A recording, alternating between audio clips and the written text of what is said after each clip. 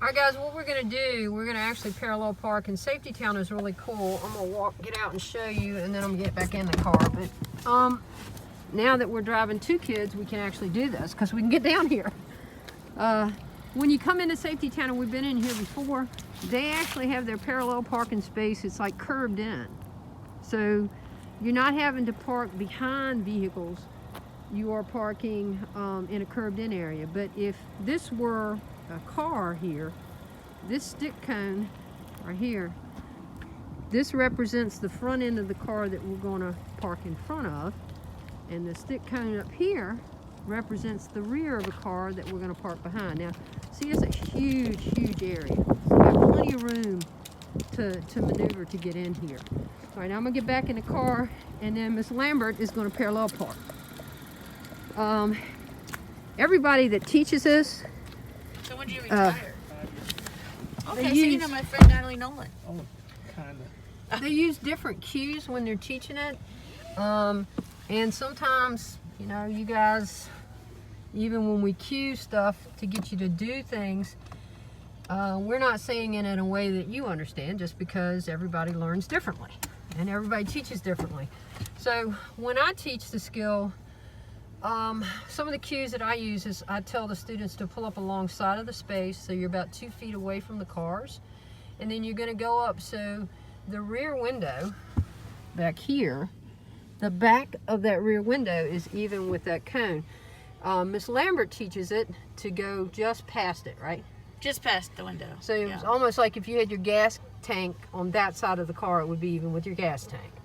And then once you do that, you're gonna, obviously you would signal before you get there, right? Remember when we were down at Carytown? Yeah. If you don't signal, you're gonna get run over, okay? Then you're gonna go up and get in that position. Can we do it? Yeah. Okay. So we're gonna move up. Oh, look, great parking space right there, right outside of Carytown Cupcakes. You wish. Yeah. Okay. Did we stop at the window? Yeah. You can go up just a little bit further. So see right there, and there's the back of the window, okay? So once we get to this point, Miss Lambert is gonna put the car in reverse, and she's gonna cut her wheel to the right. Yes, absolutely. Always remember, the slower you back the car, the more control you have. Yes, so in other words, when you're backing, your brake is your friend, not your gas. Okay? All right. Now, Ready? Miss Lambert's going to roll back so that she gets to a point, and I like to say you're perpendicular to the curve.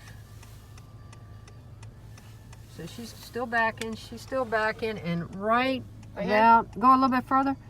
Right there. Now, I'm going to stop right here. See, this is the rear end of the car that we're going to park behind. And let me show you how the car is sitting. I know this is the Blair Witch Project day. Okay, here we go. So, see how the car is in relationship to the curve? It looks like you would never ever make it into the space. But you will. Have a little faith in it. All right, let me buckle back up. Can you hold it? Yeah, hold that. Miss Lambert is the expert parker. I'm not the expert. Okay. Right, so what's your next cue after this? Yeah, and then I tell them to cut the wheel to the left. Far left? Far left, and you're gonna let it roll. Then you control the roll with your brake, not your gas. And watch this. Isn't that just real cool how that just backs right into that space? Oh my gosh! So you should end up anywhere from 6 inches to 1.5 feet from the curb. Now watch this. Let me get it. Let's show you how expert Miss Lambert is. That's how far we are from the curb. Now watch. The rear of the car, the front of the car. So we're not centered in the space. So she's going to center us in the space. Now look, the tires are crooked, so she's going to have to get her wheels straight and put it in drive. Put it in drive, and then we pull forward so we're centered in space. Okay? Now, it helps to center in the space. That way if the guy behind us is trying to leave, if you're on top of him, he can't get out. Or if the person in front of us is trying to leave and they have to back up, they can't move. So now what happens if somebody pulls in front of us real tight? You should still have space on the back. Okay? To get out of here, we're going to put it in reverse, and we're going to back up to give ourselves enough space to pull out. When we get ready to pull out, this car is cool. My car ding, ding, dings at you. Oh, mine doesn't ding. When we pull out, we're going to signal, we're going to check, we're going to check over our shoulder, and then we're going to pull out. Now, everybody uses different cues when they're teaching parallel parking. I think less is more myself. Because if you start talking too many different hints of how to do it, it starts getting a little crazy. Okay? Now, we're going to go up here and we're going to do what's called a T exercise. Now, why in the world would we do that?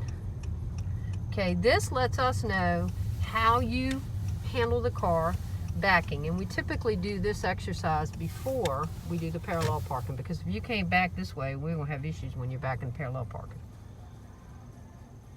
Is it time for your meeting yet? Oh. All right, we're going to pause. Okay.